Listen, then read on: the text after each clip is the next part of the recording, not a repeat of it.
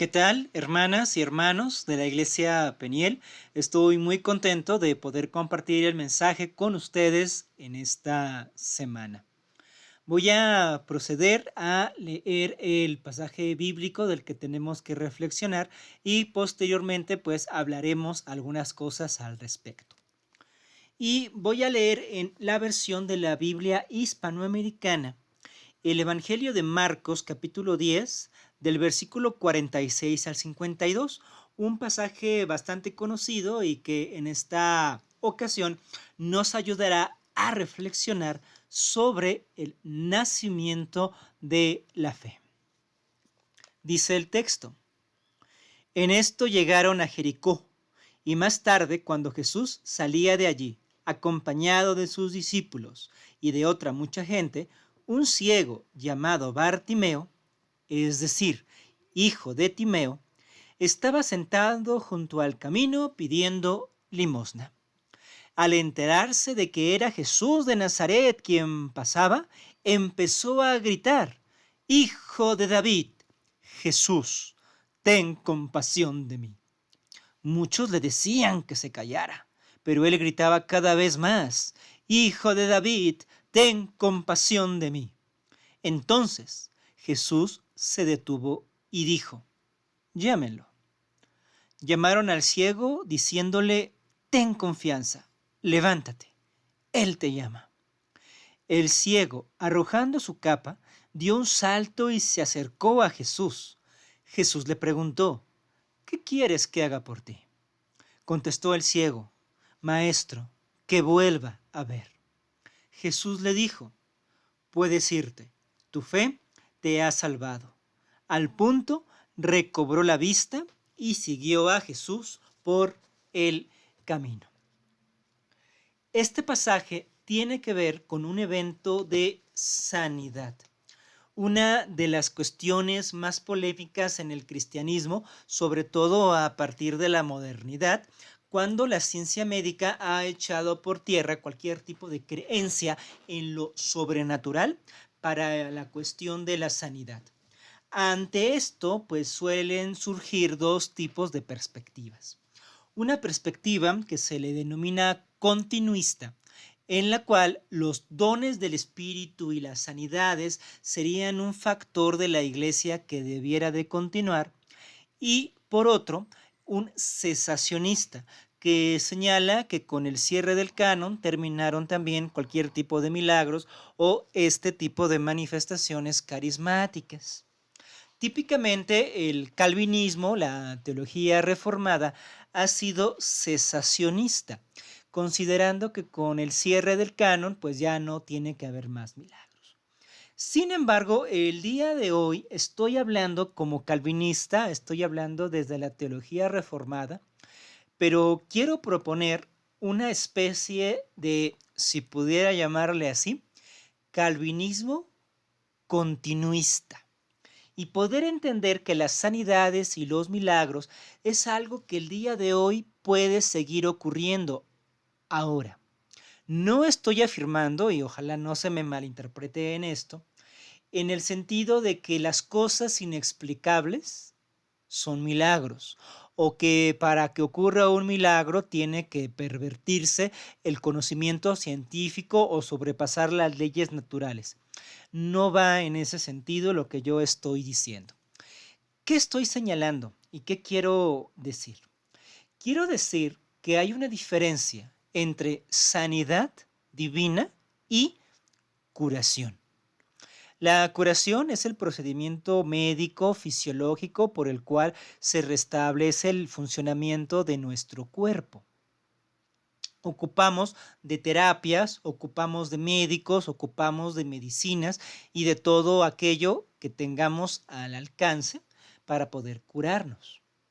La sanidad divina es otra cosa, sin embargo, no es lo opuesto a la curación, sencillamente va en un sentido más amplio. La sanidad, bíblicamente hablando, como cualquier otro tipo de milagros, tiene una característica. Esto es un mensaje.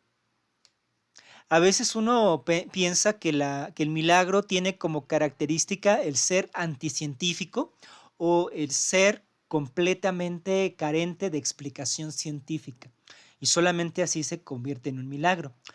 Yo quiero nada más reflexionar un poco en este sentido y decir, si un milagro es el rompimiento de las leyes naturales y las leyes naturales fueron puestas por Dios, ¿por qué tendríamos que considerar un milagro la perversión o el quebrantamiento de algo que ha sido puesto por Dios? Me parece que no tiene sentido. Una sanidad divina o un milagro no es sobrenatural y no es prerequisito del milagro ni de la sanidad ser sobrenatural. Eso creo que ya, sobre todo en estas épocas que sabemos cómo funciona la ciencia, tenemos que dejar a un lado. Cuando yo hablo de sanidad divina, cuando yo hago de milagros, estoy hablando de un proceso de beneficio para tu vida que tiene un mensaje, que tiene un sentido o un objetivo. Si revisamos los milagros de la Biblia, no fueron solamente demostraciones poderosas de Dios, como si fueran shows de circo o como si fuera únicamente una prepotencia de un sanador para que vieran, vean el poder que tengo para sanar. Esos no son los milagros bíblicos. Los milagros bíblicos siempre transportan un mensaje. Y yo quiero decirles algo. Si en su vida ocurriera algún evento sobrenatural que no tuviera ningún otro sentido más que el de presentarse como un evento sobrenatural, paranormal o inexplicable, si algo así llegara a ocurrir, tengan por seguro que eso no es un milagro. Eso sería una perversión de la palabra de Dios, bíblicamente hablando. Porque para que algo sea un milagro, siempre tiene que llevar un sentido, mensaje o finalidad. Como por ejemplo la curación de el ciego Bartimeo. Fue curación en el sentido de que pudo recuperar la vista, pero fue sanidad solamente en la medida en que con ello se pudo testificar que Jesús era el Hijo de David. Sin mensaje no hay sanidad. Sin mensaje no hay milagro. El milagro no reside en lo sobrenatural. El milagro reside en el mensaje de salvación. Ahora sí, vamos a ver un poquito a detalle el texto para poder dejar esto más claro. Bien, nos dice que esto estaba ocurriendo en la ciudad de Jericó. El relato de Bartimeo, por lo tanto, se suma a una serie de fragmentos tradicionales del Nuevo Testamento que provienen de Jericó. Son los dichos, hazañas o leyendas de Jesús relacionadas con la ciudad de Jericó, entre las que también se encuentran, por ejemplo, la historia de Zaqueo, que él también vivía, este chaparrito, es decir, esta persona de baja estatura, también vivía en Jericó. Y aquí encontramos a Jesús nuevamente por Jericó y aparece este personaje bastante enigmático llamado Bartimeo, que es muy importante porque va a marcar en el relato de Marcos un nuevo comienzo. Y me encanta, porque se señala un nuevo comienzo en el relato, en el Evangelio. También es un nuevo comienzo para el mismo Bartimeo y al mismo tiempo es una expresión del nuevo comienzo o del nacimiento de la vida ahora en la fe.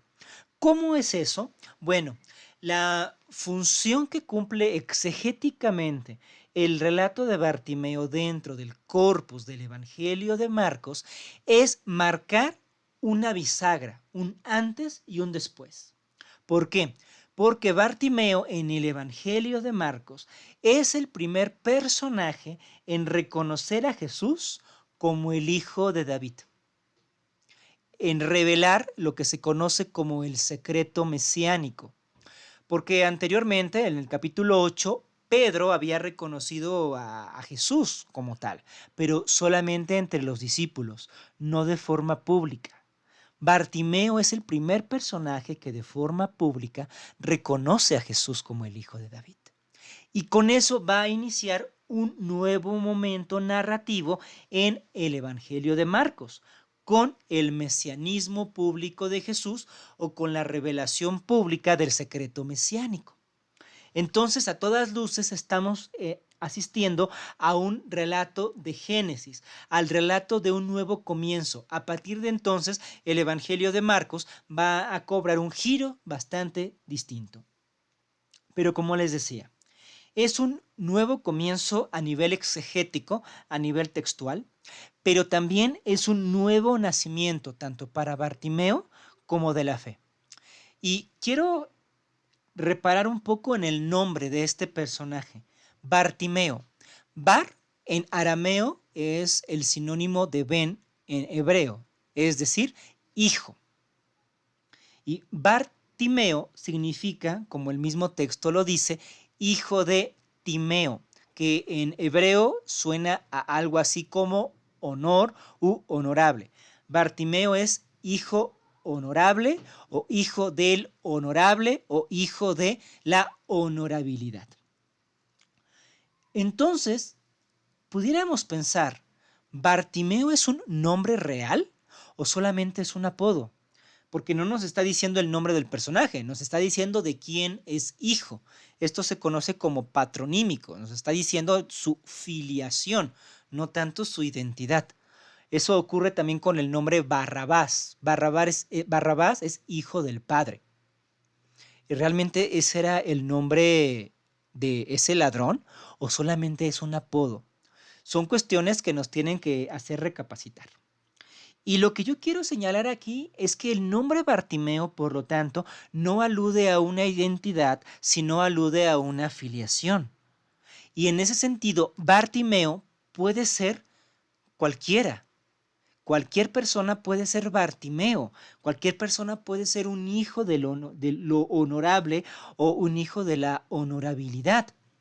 El nombre de Bartimeo, por lo tanto, democratiza el mensaje del Evangelio para que cualquiera pueda verse ahí reflejado. Y esto, por lo tanto, no es solamente como pensaban algunos alegóricos, pues usando un método hermenéutico simbólico. No, esto es, pudiera decirlo, bastante literal, tan literal como la misma etimología del nombre. Bartimeo, por lo tanto, es representación de cualquiera de nosotros, que nos encontramos también en ese momento de oscuridad o en ese momento de ceguera. Y lo que resulta sumamente llamativo de este pasaje es que Bartimeo vio a Jesús antes de verlo. ¿Por qué digo eso? Porque en cuanto se enteró que Jesús era quien se encontraba de paseo en Jericó, él logró ver o reconocer a Jesús muchísimo mejor que cualquiera de las otras personas que tenían sus dos ojos funcionando. El ciego, esta persona ciega, pudo ver a Jesús como verdaderamente era, como el Hijo de David. Es una bella paradoja de la fe. Poder desde la ceguera tener mejor claridad respecto del reconocimiento de Jesús. Porque en cuanto se enteró que era Jesús, empezó a gritar algo inaudito. Bartimeo empezó a decirle, Hijo de David, Hijo de David. Y en ese momento estableció un lazo de semejanza. Porque Bartimeo es hijo de lo honorable. Y Bartimeo, este hijo de lo honorable, reconoció a Jesús también como otro hijo, como el hijo de David. Ben David, hijo de David. Ben David, Bartimeo. Dos hijos en ese momento entrelazados. ¿Por qué razón Bartimeo le llama a Jesús hijo de David? ¿Cuáles eran sus fuentes? ¿Cuáles eran sus bases? ¿Cuál era su argumento? ¿Cuál era su silogismo para denominarle a Jesús hijo de David? Lo cierto es que él era ciego y es que él no tenía ninguna evidencia para llamar a Jesús hijo de David. ¿Y saben cómo se le llama a eso? Cuando uno asevera algo sin evidencia dentro del contexto bíblico en relación con Jesús o con Dios, se le llama fe. Porque dice Hebreos, la fe es la certeza de lo que se espera, la convicción de lo que no se ve. Y tener una convicción de lo que no se ve es creer sin evidencia, porque de ahí viene la palabra evidencia. Evidencia significa algo que se muestra, algo que se ve. La fe, según Hebreos 11.1, es una fe sin evidencias, porque es una fe en lo que no se ve.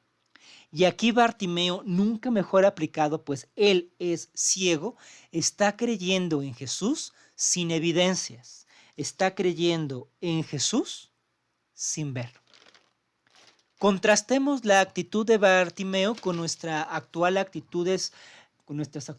actitudes apologéticas, donde a fuerza queremos una demostración de Dios. ¿Qué es la causa eficiente? ¿Qué es la causa última? Que es lógico creer que hay un diseñador de este diseño llamado creación, en fin. No existe mayor atentado para la fe evangélica el día de hoy que estas nuevas apologéticas, porque quieren llevarnos a creer mediante evidencias, contradiciendo totalmente Hebreos 11.1 y contradiciendo pasajes tan claros como este de Bartimeo, donde él, sin evidencia, sin argumentos, sin exégesis, llama a Jesús hijo de David. Seguramente si hubiera habido fariseos ahí, le hubieran dicho a Bartimeo, a ver, ¿dónde está? ¿Dónde está el versículo? ¿Dónde está el pasaje que te afirme que ese es el hijo de David? ¿Dónde está la evidencia que tú nos das para decir que ese Señor llamado Jesús es el hijo de David? ¿Cuál es tu argumento? Bartimeo no tenía ningún argumento. La única razón por la que Bartimeo llamó a Jesús hijo de David fue Jesús mismo.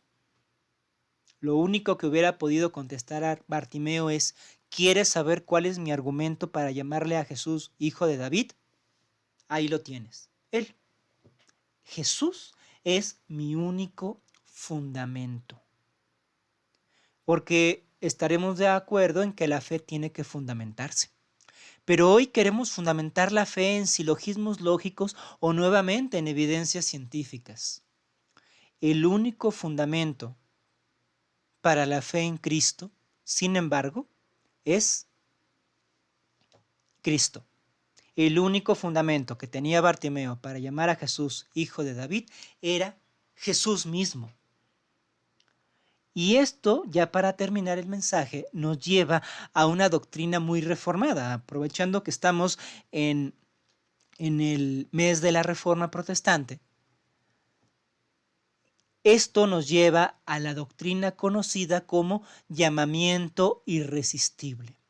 Porque ¿de qué dependía la fe de Bartimeo? ¿Dónde reposaba, dónde descansaba la fe de este ciego? ¿En la ciencia? ¿En las evidencias? ¿En las conexiones lógicas? ¿En la causa eficiente o en el diseño del mundo? No. La fe de Bartimeo en Jesús solamente descansaba en Jesús y él fue llamado a la fe por Jesús mismo. Para empezar, fue Jesús el que se acercó. Fue Jesús el que se encontraba pasando por Jericó. Entonces la iniciativa total fue de Jesús. Y después, como nos dice el Evangelio, es Jesús quien le llama a él para acercarse.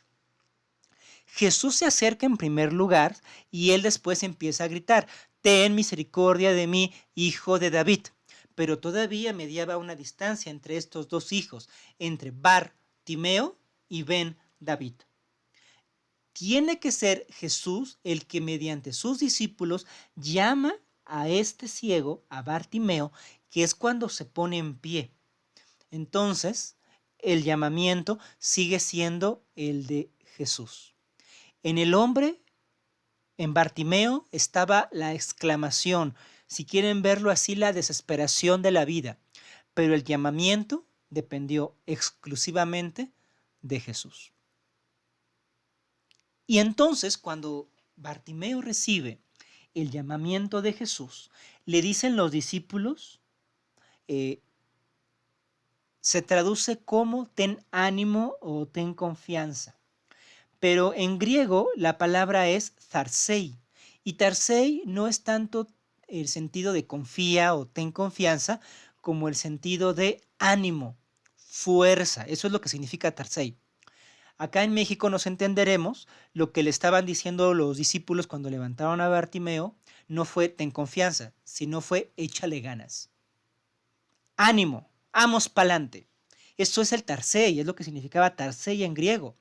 Entonces Bartimeo es esforzado, Bartimeo tiene esa perseverancia solamente porque previamente había ocurrido el llamamiento de Jesús. Y entonces es cuando puede él escuchar tarsei, esfuérzate, ten fuerza o fundamento. Insisto, la fe debe de tener un fundamento. ¿Cuál es el fundamento de la fe? En este caso, el llamamiento de Jesús.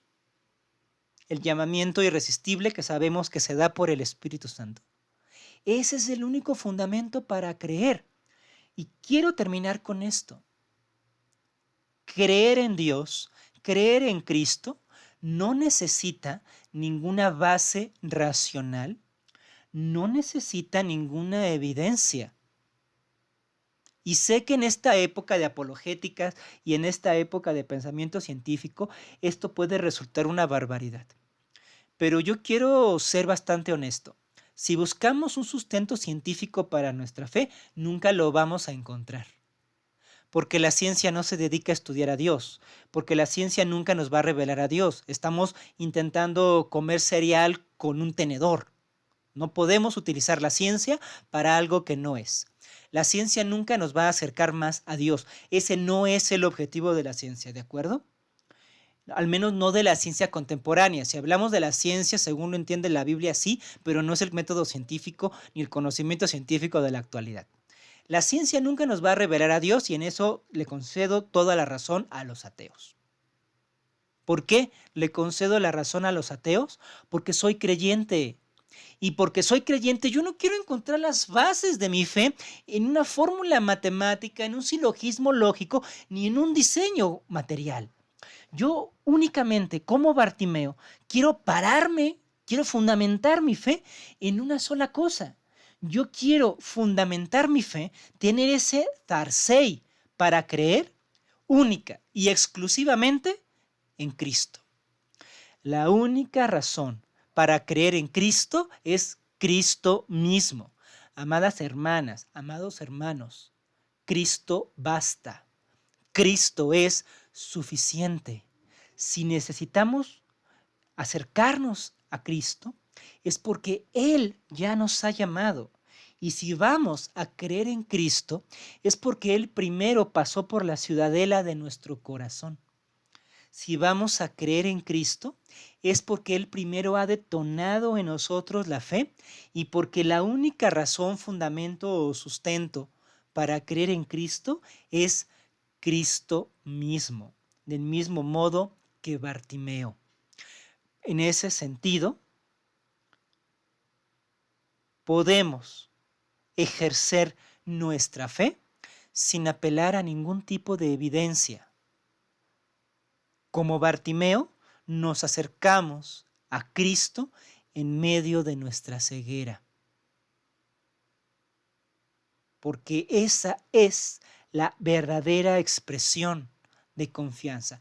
Hay quien dice que la fe no es un salto al vacío o no es un salto ciego. Yo digo sí. La fe sí es un salto al vacío, la fe sí es un salto ciego en la única persona en quien puedo atreverme a hacer eso, que es en Cristo. En nadie más, por favor. Nunca tengamos fe ciega en nadie. Nadie merece nuestra fe ciega, ni una persona humana, ni un gobierno, ni un producto que compremos en el mercado. Allí sí busquemos todas las evidencias necesarias, ¿de acuerdo?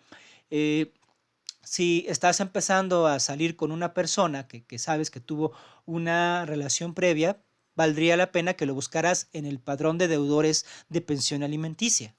Allí sí te recomiendo completamente objetividad y completamente evidencias.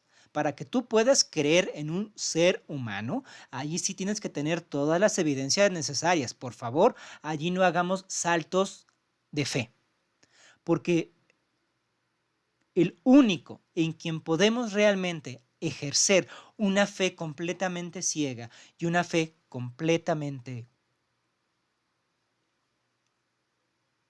en confianza es en Cristo. Nadie más merece nuestra fe en ese sentido.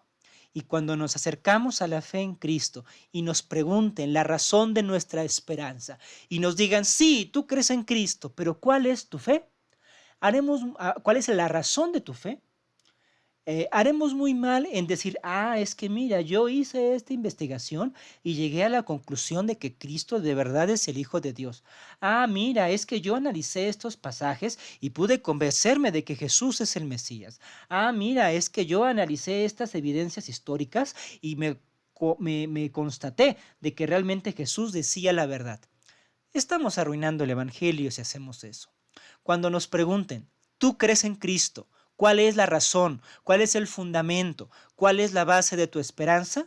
Quiero yo, amadas hermanos y amados hermanos, que lo único que contestemos sea lo siguiente. El único fundamento, razón y sustento de mi fe es Cristo mismo, porque solo Cristo basta. Espero que este mensaje pueda serles de alegría, pueda serles de utilidad y les lleve también a la reflexión. Les reitero, amadas hermanas y hermanos de la Iglesia Peniel, que estoy muy contento de que me hayan permitido en esta semana poder compartir con ustedes este mensaje. Dios les bendiga.